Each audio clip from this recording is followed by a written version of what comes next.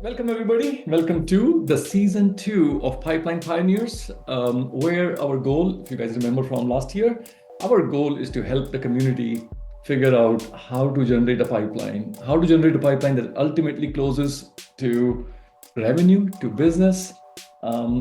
Today, I'm excited to have James as a repeat guest on this podcast. James, welcome to the show.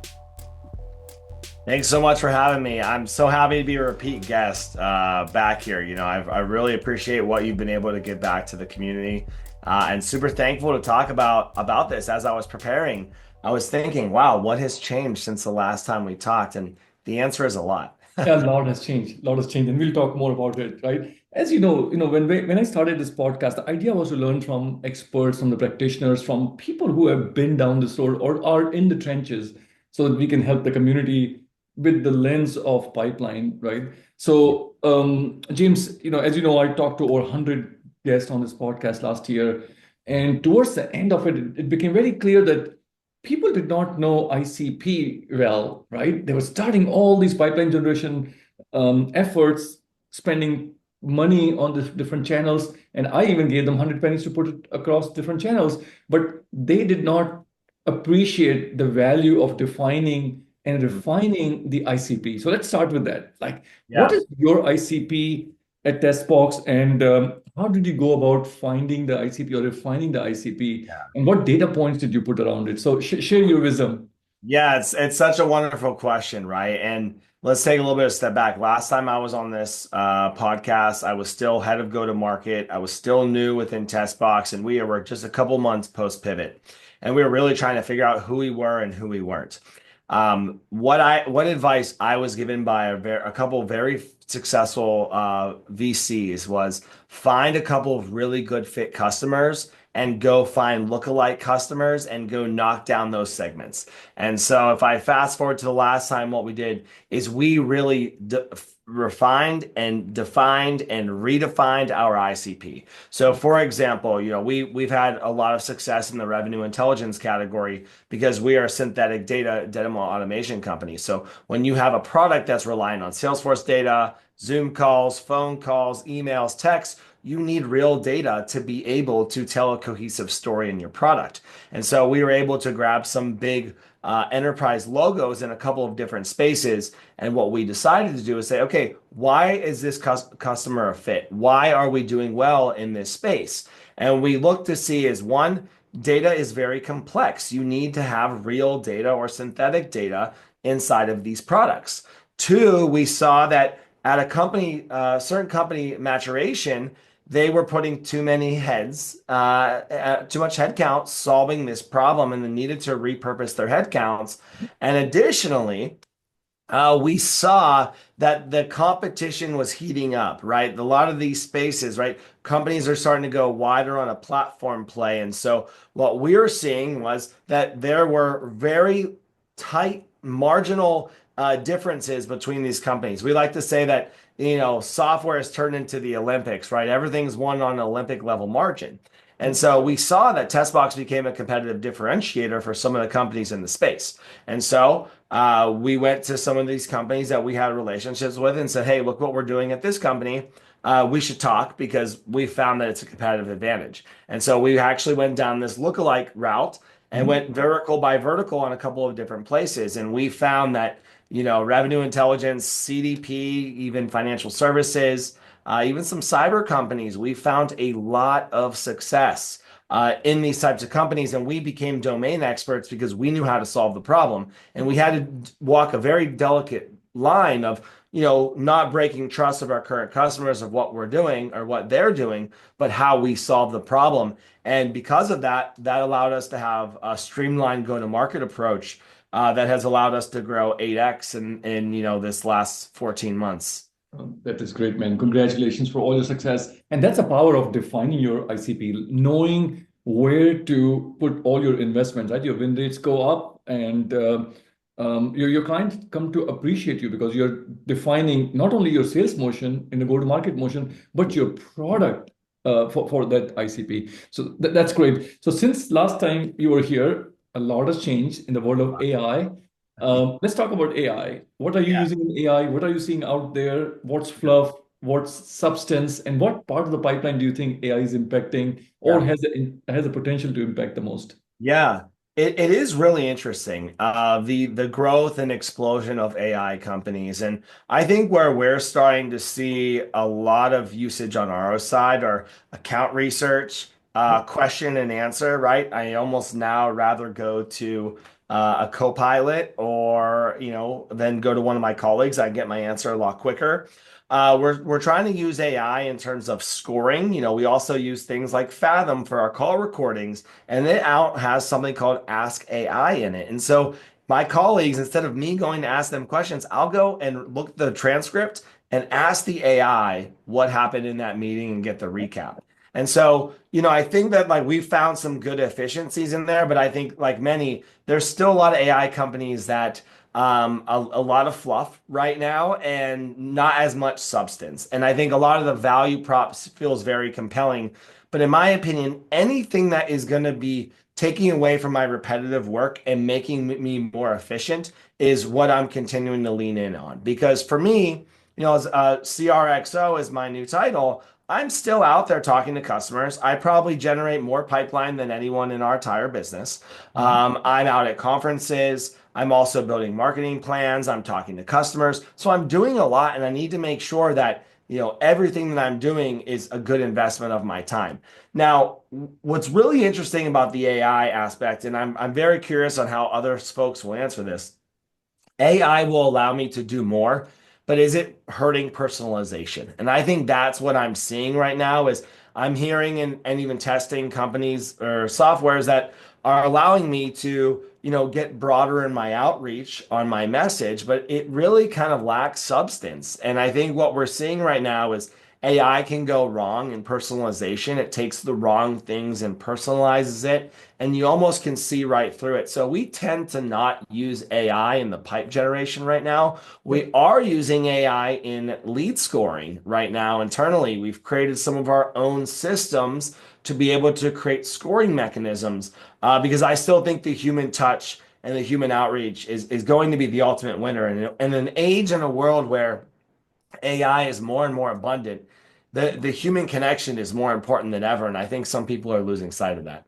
Yeah, I'm with you. I'm with you. I like your take on AI. Anytime, AI takes away the repetitive work that I'm doing and do it with accuracy. Yes. And a second component of it is I couldn't agree more with you that all these tools of personalization, they are good if they can work for me and give me a draft versus sending these emails on behalf of me. I worry, James, that AI is going to make what what these cadence systems, the cadence systems hurt the business, right? Yeah. Everybody's in the cadence, everyone knows that they're in the cadence, and now you put a layer of AI, everybody's gonna say, you know what, there's no human behind it. I'm just getting, and they're Right. gonna start putting the AI to read those emails and put them in the junk, right? Yeah, that's a great call out, right? And like using even Gmail just started putting up summarize my inbox, right? Yeah. So what does that actually mean? And I think what will be interesting is how companies break through the noise. And I think, as we go through the pennies, I'm starting to see more and more things that break through the noise. And I personally feel that the human interaction is more important than ever. Now, one thing I do want to highlight is that I think it's really hard for account executives right now to gain the attention of an executive, like a broader executive. Even in my own business, our account executives, we've trained them. They're very smart. They have a point of view, but when they reach out to a global vice president or an EVP, that EVP doesn't want to give them the time of day. Yeah. Right. And so that's really, really hard. And I think that's why, again, you have to be very tactical in terms of how you're breaking in, how you're using relationships, and how you're focusing on personalization in humans in a world where we're losing so much of that literally by the day. Yeah, I think the old is going to become new again, where A we hundred go percent. shake hands, break breads. Well, so let's shift our gears. Last time you were here, we gave you Mhm. 100 pennies and Yeah. we gave you 10 different channels. Same story here, right? Again, we all have new budgets, new years, um, and we are all making these investments, right? So here are your 100 pennies, James. I remember from last year, a lot of your investment was on the founder-led growth, right? I would love to see how you distribute your pennies this year. The goal is the same. Your goal is to build enough pipeline, generate enough pipeline so that your business can hit the revenue goals. So with that, James, how would you distribute these pennies across these channels? Yeah. I think I called it last year as like the founder-led growth or the executive-led growth is a very, very important part of the strategy. And Yep. I would actually like to distribute 30 pennies back to that category All because right. I think that right now that is what is breaking through the noise. There's a All right, lot of let's noise go. out there today. Okay, let's go put your 30 pennies there. You know what? I wish I had AI listening to us and moving these pennies for me. It's a great usage of AI. I think where I'm going to actually put two pennies, and this is again, I'm kind of leaning in, is actually in the event-led growth. Okay. I think, what you kind of just mentioned. I've been talking to other companies where they're having success, and I'm starting to see more and more of the event-led growth. I think it's really, really important right now. People want to get talking to customers. And speaking of customers, I'd like to put, 10 pennies in customer-led growth. Yep, this is customer.